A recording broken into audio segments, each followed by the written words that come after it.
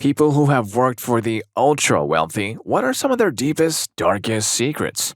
I did a personal IT service for an incredibly wealthy guy in Tucson, house overlooking the city from the foothills, 8-foot single-pane windows, etc. He had a ranch of at least 40,000 acres in Texas, and most of his money was from oil. His biggest secret was that he knew most people only liked him for his wealth, including his present wife, 2 kids, and 2 stepkids, and they'd cut ties in a heartbeat if it disappeared.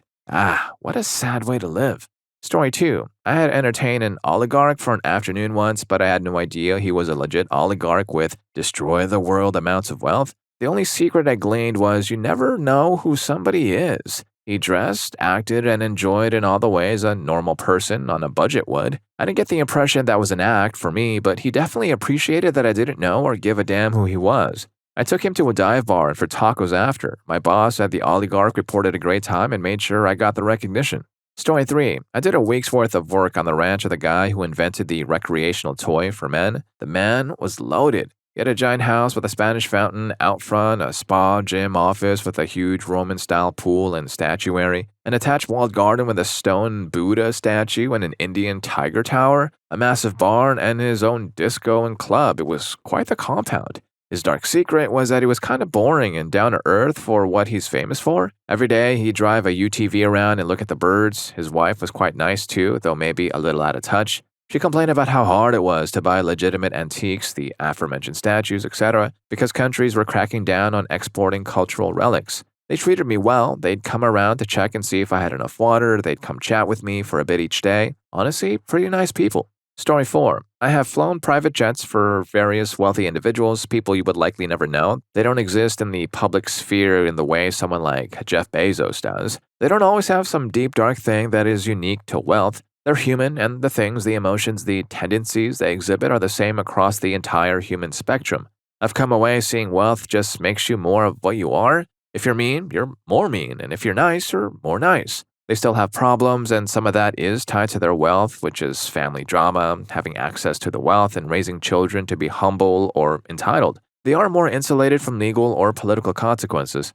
Story 5. He was divorced and married a second wife. He never divorced, and the second wife is a mistress that he parades around as his wife. His actual wife doesn't give a damn as long as they're still rich, but won't let his second batch of kids inherit their joint assets, so he had to buy his second wife some income properties for security. She'll be okay though. He bought her $100 million worth of income properties. Story 6. I worked for 3 or 4 billionaires. I was in construction management and did multi-year remodels of some homes and new builds.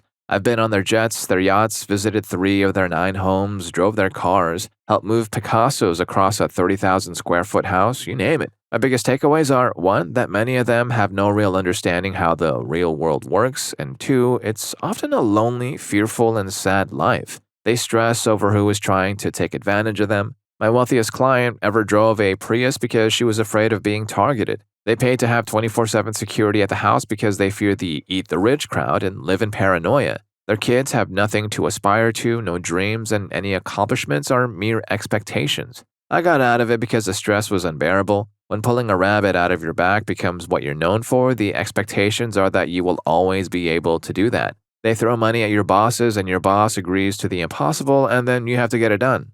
Story 7. I worked at a place that sold very expensive watches and jewelry which was frequented by the rich and famous. I would get in trouble sometimes because I didn't recognize them, baseball players' wives, for example. These were a specific type of rich person, the ones who wanted others to know exactly how rich they were. I learned that there are brands that cater specifically to these people and are mostly only recognized within their own circles.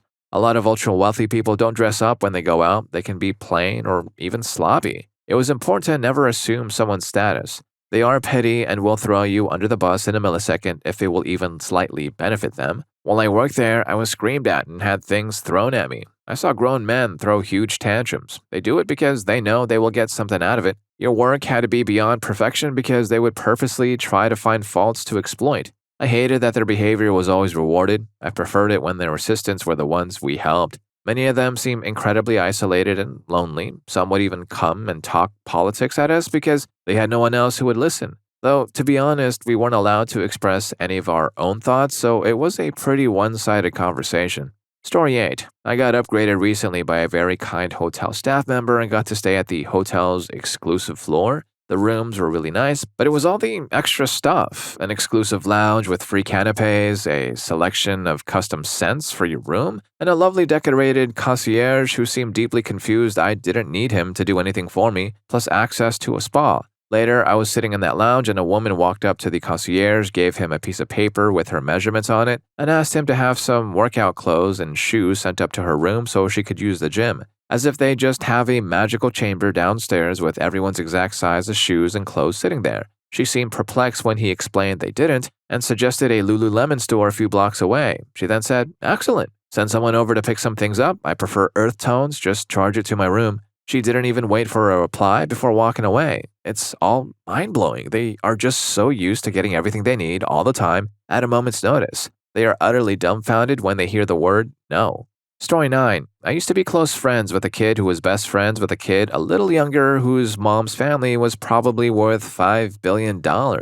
We would go over to his house and whatever activity you could dream of, it was there. Every single night there were sterno pans with dinner from one of the local high-end restaurants if a chef didn't come in and make something. We would take the family jet to his apartment in a large city every couple of months. Limo to hangar, get on, laid out food on flight, limo directly off plane into apartment. One time his dealer in the city was out of town, so he asked me to bring an ounce for him, back when it was like $400 an ounce for high-end.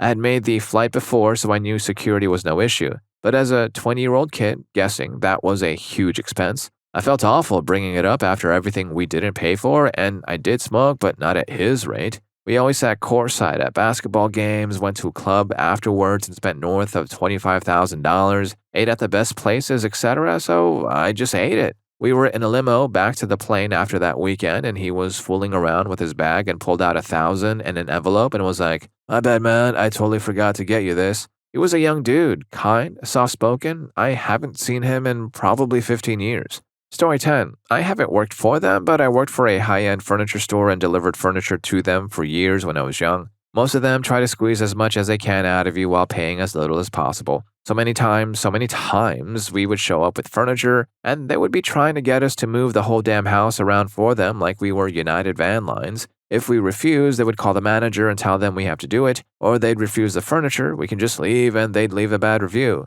Eventually, the manager made it clear to all customers we are a delivery service, not a move your crap around service. Once that was solved, they'd try to bribe us with tips. A few times when we were broke, we agreed, and then they'd not give us the tip either by pretending they forgot and hope we wouldn't say anything, or they'd make up some BS reason to not tip us. "Yeah, when you carry that 300-pound armoire down the basement, the third step is creaking now. It didn't do that before. We're gonna have to use that tip money to contribute to the carpenter who is going to fix that step." Then, when we'd give them the bill, they'd act like we were asking them for a small kidney and carry on about how much it was like we were stealing from them. Like they didn't damn know how much it cost when they ordered the thing. I damn hate rich people. I know some of them are okay, but based on my experiences, I'd say a good 90% of them are the cheapest, most power-misusing schmucks I've had the misfortune of dealing with.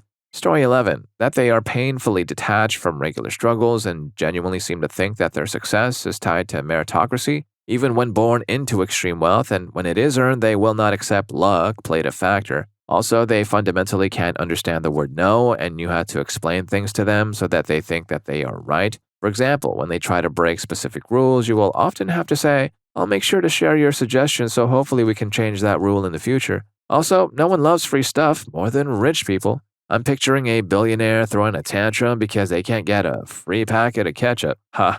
Story 12. This is 50 years ago. I worked for dozens of the most wealthy, thinking the 100 million and up crowd. Very consistently joyless, entitled, arrogant, and cheap, often overlaid with substance issues with notable exceptions. One of the richest, a multiple billionaire, would occasionally come out and work with me. I was doing landscaping, maintenance, whatever. He asked me to help plant some strawberries, worked with me the whole time, and described high finance, how to shift risk to the other guy while retaining control and the lion's share of the profit. Easygoing, super nice guy.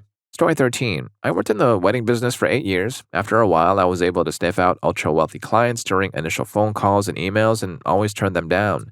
Newly rich people have one objective: impress others. That's it. Nothing was ever good enough. Most wedding clients had timelines which at most were broken into 30-minute blocks. I had one wealthy mother-in-law who had her timeline in a 5-minute block. Yes, 5-minute blocks. After the wedding, she emailed me 6 pages of criticism, absolutely heartbroken that her daughter's golden hour sunset photos were delayed by 10 minutes because our champagne service was not efficient enough. I had one bride email me 6 months after her wedding to complain that we provided her a new staff member for her reception. Mind you, this person was extra labor. She was provided an extra server for free, as I always paid extensively for new hires to have on-the-job training before they were given real shifts. One rich bride was enraged that my employees put 2 and not 1 orange slices in her cocktail. By contrast, blue-collar people were almost always the nicest, laid-back, sincere, grateful, and high-tipping clients with actual friends and family who had a wedding for all the right reasons. Old money people and self-made successful people, i.e. people who worked construction, then launched their own businesses, were night and day different from new money, mostly IT,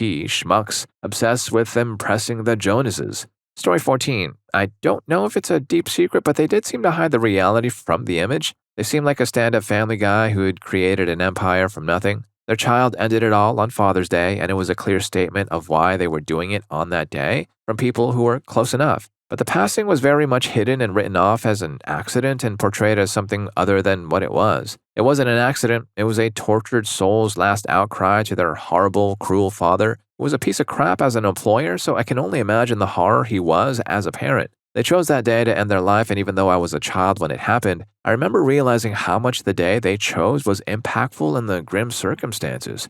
Story 15. Long-time lurker, first-time poster. I haven't worked for any billionaires, but my stepfather is one. I remember one instance where he was planning a flight and his plane needed maintenance before flying. Instead of waiting the time, I think it was a couple of weeks or so, for the plane to be fixed, he just bought another plane. He believes that money can solve everything, which to no surprise it does not. He has this idea that he can just pay people to either shut up or ignore issues, including family. He has constant arguments with my mom that often involve him completely ignoring the problem and giving her some rather large gift, thinking that it will solve the issue. It usually doesn't. His kids are completely messed up. They spent their entire lives never being told no, and now they are becoming adults and have been slapped in the face, metaphorically, with the fact that most people actually have to work for a living. They don't get the concept of it. The whole thing about having assets in different countries and hiding transactions under the guise of charity is completely true. I don't think he does it out of malice, but purely because he believes his only worth is his money. In actuality, he's a really kind person, but he sees all relationships as transactions.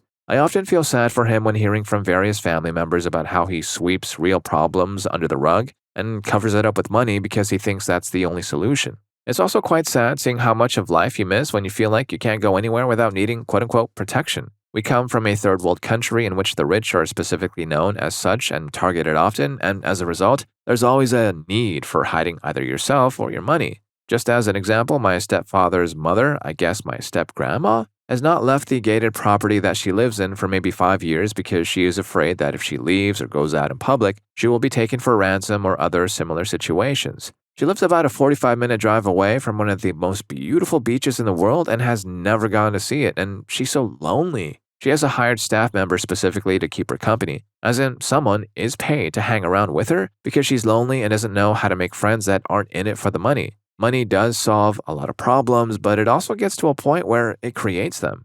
Story 16. They can actually be quite cheap when nobody is looking. Penny pinching is pretty common. They will use the lowest bidders on stuff like cleaning and lawn service, then stiff people on payment over minor disputes. They're also poor tippers when nobody is around. I've been out to dinner with a wealthy friend. The table order was quite expensive, but she only tipped a $5 bill. She slid it quickly under a napkin so nobody could see how little she left. Now, if she'd been with her other wealthy friends, I'm sure the tip would have been much larger. That same friend also bought me a drink once while we were out, a soda, not an alcoholic beverage. It was $1.50, no big deal for someone with a bank account bursting at the seams. When we got back to her place, she asked me to repay her because she was nearing her budget for the week on snacks and stuff. I did. I gave her 2 $1 bills. She kept the change.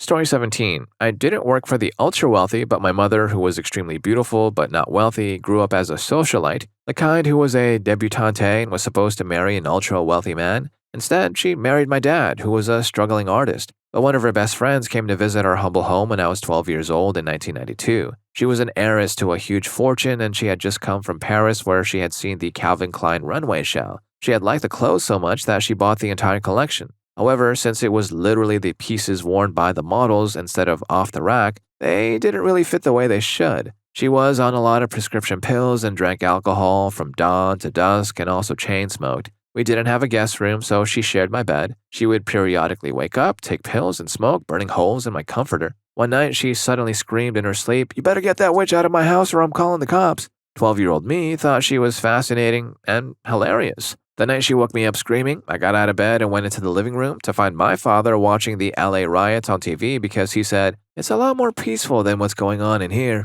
Story 18. I worked in the tech investor/startup space. I ended up at the WEF in Davos one year. I remember eating a $32 hamburger, listening to a man brag about influencing elections and developing nations to support his commercial interests. He spoke so casually, like he was sharing old college stories. He shared missteps he had made in his political schemes that had caused civil wars, and lamented the tens of thousands of lives that his errors had indirectly taken. Intoxicated at a bar on a mountain, he talked through literal crimes with the tone of someone who had screwed up at their day job. I remember that he believed it was his duty to quote-unquote influence, that whatever underlying meritocracy granted him enough power to buy elections also required him to guide the poor, silly populations underneath him. He left me with a check for his beer. Story 19. I worked as a PA for a billionaire. He was delusional, but his wife was something else. She would have breakdowns and start screaming and crying in her office, which was glass so the whole floor could see and hear her. It could be over something as simple as her lunch being late or wrong. Luckily, I was not her PA. She went through a few of them quickly. One time, she was supposed to speak at a company event and it was raining. I told her we pushed her slot to avoid rain, so I called her hairdresser, who was doing her hair at a rented mansion. She still showed up for the original time and had an absolute meltdown about it being rainy and muddy and her slot being pushed. My boss was angry at me and didn't want to hear any of it in terms of me calling ahead. I just took it and said sorry. He told me, "Sorry is for losers." Okay, bro. There's a show and documentary about them which gives a glimpse into who they are. Watching them gave me PTSD. Story 20. I've been acquainted with a few billionaires and several multimillionaires, most of them board members of nonprofit charities I have worked for. Nonprofit organizations in the US must have boards, and the board members are usually wealthy individuals. Sorry to disappoint you, but some of these people are wonderful humans. Yes, some were schmucks too, and some were somewhere in between, just like the rest of us. Most of them genuinely cared about the people these charities were reaching. You could tell by the questions they asked when I would give them a presentation. Sorry, I know it's uncool to fail to criticize the wealthy, but I found them to be just like the rest of us in that some were total schmucks, some were exemplary humans, and most were somewhere in between. Story 21. The more money they have, the more problems they create to not pay you. Sign a contract, get a guarantee with clawbacks, and wait. Rich people are rich because they don't prefer to spend money and they know they can out-litigate the little guy to avoid paying for it. Money equals nothing if you don't get it up front. The wealthier they are, the more you should protect against them up front. Billionaire client, do a 70% upfront and a 30% back end and know who they trust to sign off, so if they aren't around, you can get that guy if they are off jet setting and unavailable. Best advice I can give. And if you're enjoying the video so far, please don't forget to hit that subscribe and like button for more videos just like this. Story 22. Not me, but my parents. They went to school with a girl who was from a poor farm family and became rich after high school. The girl and her roommate were in college and created the first storyline of a very popular video game. She went to school for computer science and got a degree along with the royalties that came with selling said storyline. She worked for the company that purchased the storyline for a while and decided to retire early. My parents stayed in touch with her from time to time but hadn't seen her in many years until very recently when her mother passed away from cancer. The last time she spoke to my mom, she had become very lonely after having several relationships fail due to various reasons. She went into a bad depression and used some of her money to basically shelter herself away from people. When my parents reconnected with her during her mother's funeral, they said she looked very aged and worn out, like she hadn't slept in years. It turns out she was on various depression and anxiety meds that weren't working well, and she had stayed up for over 48 hours before the funeral. Her father said she was losing weight fast and told my parents the money changed her. It was evident she thinks and lives life one day at a time and is hoping the day is done quickly so she can go to bed. It broke my parents' hearts knowing that she became successful and yet struggles with her own insecurities and mental health issues herself. Story 23. I have provided construction services and the NDA was always in place. Almost all of the clients were lonely and their wives were unhappy. The children had nannies and were well cared for, and the men all had PAs.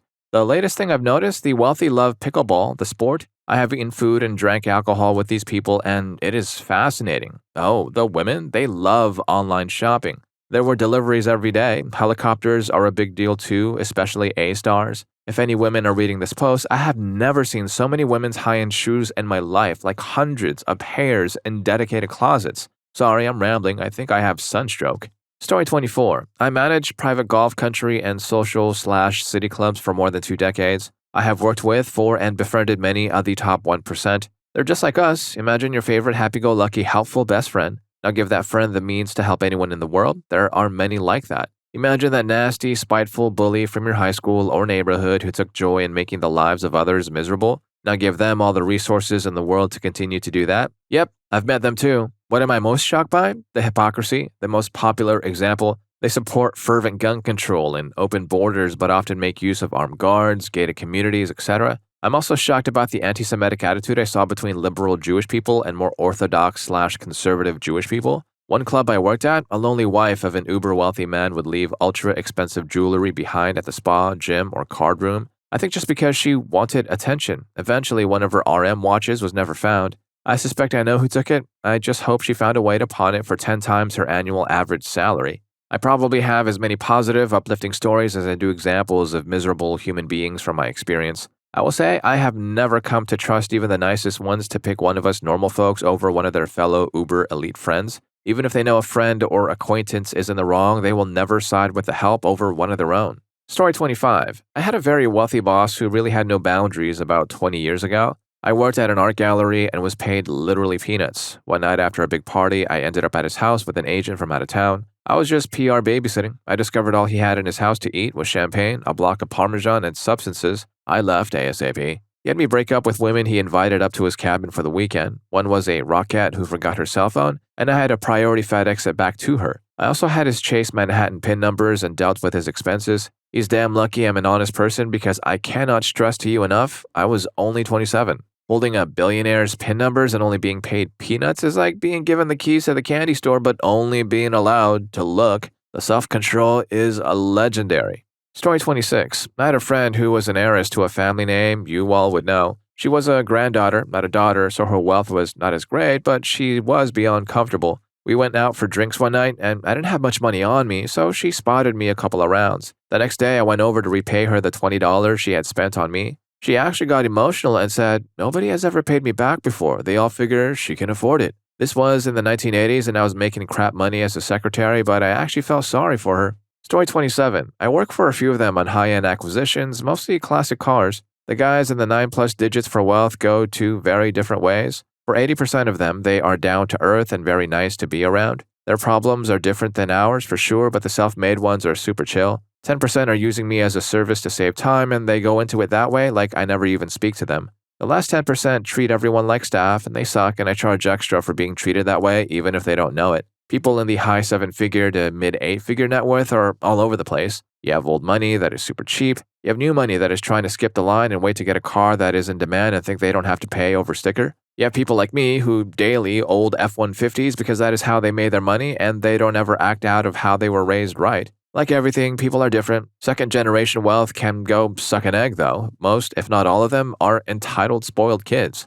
Story 28. I worked as an architectural designer for the incredibly rich. It was the least fulfilling position I ever had. Most of the builds were fifth vacation homes only their lawyers would use. I was told it gave them a tax break, though I still have no idea how. I had total design freedom in most cases, every designer's dream. I did a Japanese Hawaiian 50s surf theme in one kitchen with a vintage surfboard as a bar top. After a while, I started calling these palaces of dust because no one ever used them. Many were on a private ranch the firm managed, and the maintenance tasks were depressing to look at because of how obvious it was the properties were unused and they were gorgeous. The very few clients who got personally involved were the reason I got out of the high-end design. They would walk all over boundaries, such as not calling in the middle of the night to tell me they decided they want the kitchen window back in its original position, pre-build. But the worst ended in two demise. It was winter in an area where that really means something. This build was nearing completion and the owner flew in unannounced on the day the home theater was being installed. The installers were coming from what would be a 45-minute drive in the summer and what the locals called the danger road to attempt with ice.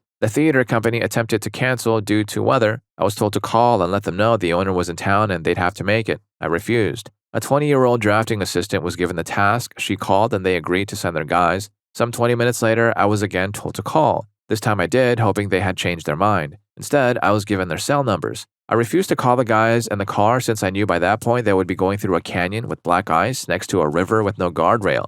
The assistant called. They were on the way, but she let them know the owner was waiting. Then the other architectural designer called, then the assistant. I asked them not to, but the impatient owner trumped all. Then they stopped answering. They had hit a patch of black ice and careened into a ditch and a light pole. Speed was a factor. They both had families with young children. Neither the architectural firm nor the home theater company ever mentioned the phone calls to anyone. As for the owner, he was annoyed at the delay.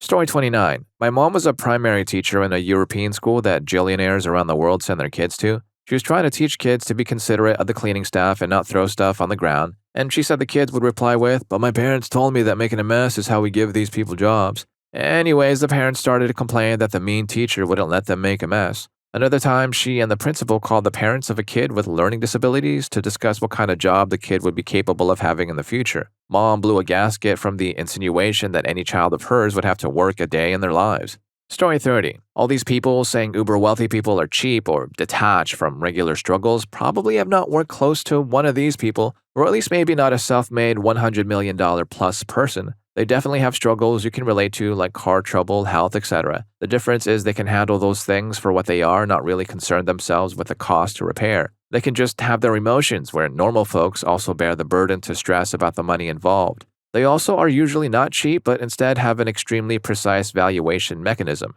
This is probably how they got so much rich in the first place. Having this strong valuation is sometimes incorrect due to a lack of risk for them personally, but the value they attribute is often better than a normal person who is overvaluing something.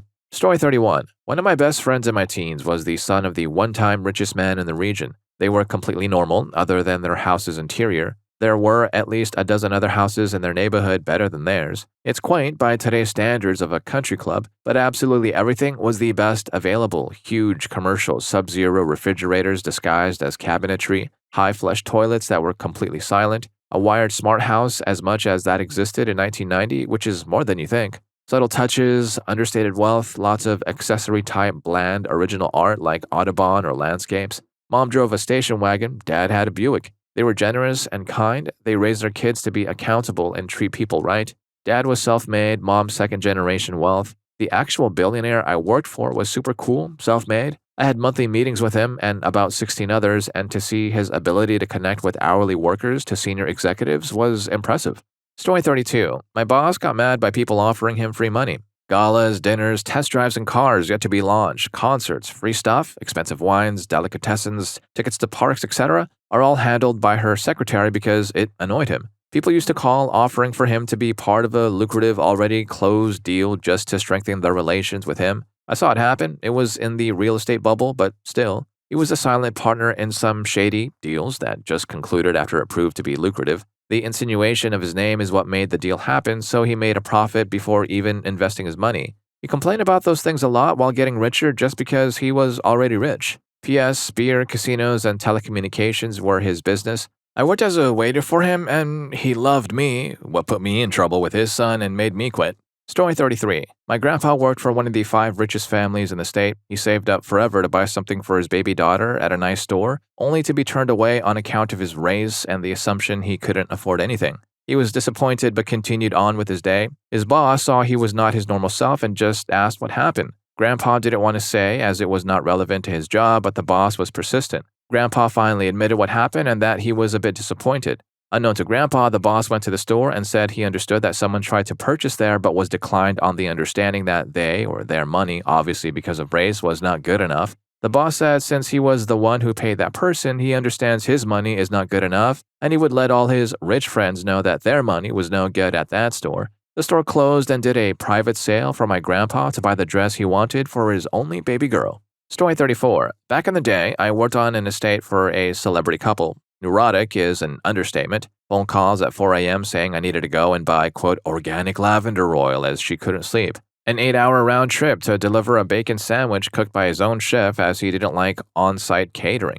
He was married to arguably one of the most beautiful women to have ever lived, had an awesome job, multi-millionaire, and was miserable as heck. The second estate had an old money husband. He had the title and land, but was cash poor. The wife was new money, or would be new money when she inherited from her father. The difference in the way they dealt with money beggars belief. She was spending too much, and the accountant told her to reel it in. Her response was to fire the accountant. She expected me to sail her yacht for her on the weekend, no overtime because it's fun. I could go on for days.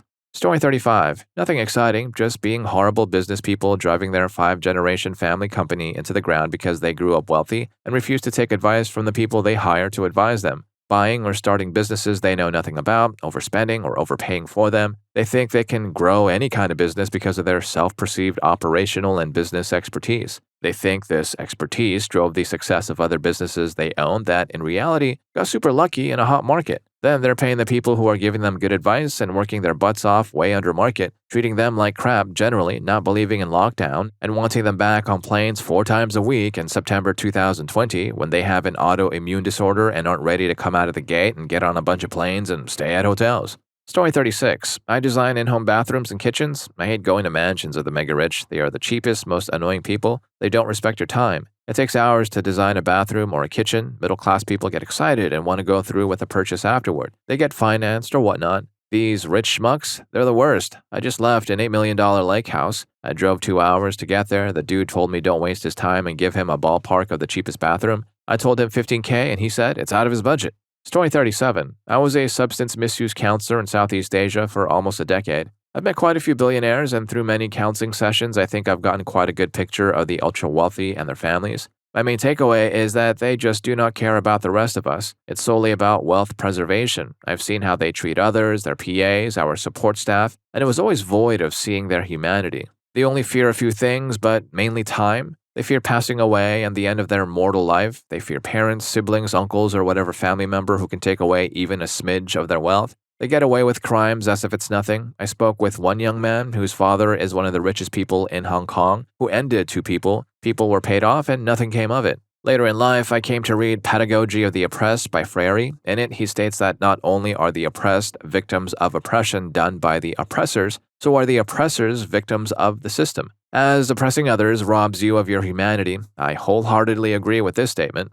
Story 38. I was an electrician and worked on the home of a very famous pro wrestler. We were adding a bathroom to the guest house on his property. The bathroom in said guest house was 1,200 square feet, just to give you an idea of how ungodly rich this guy is. The main house was basically a castle, easily 30,000 square feet, and they had 6 Great Danes that would excrete all over the place. They just let the giant piles of dog mess sit on the marble floors of their gaudy mansion until the cleaners came every day to clean it up. They're not the only wealthy people I've known who were like this. They're pigs. They'll live in their own filth until whoever they pay to clean up after them comes along and rescues them.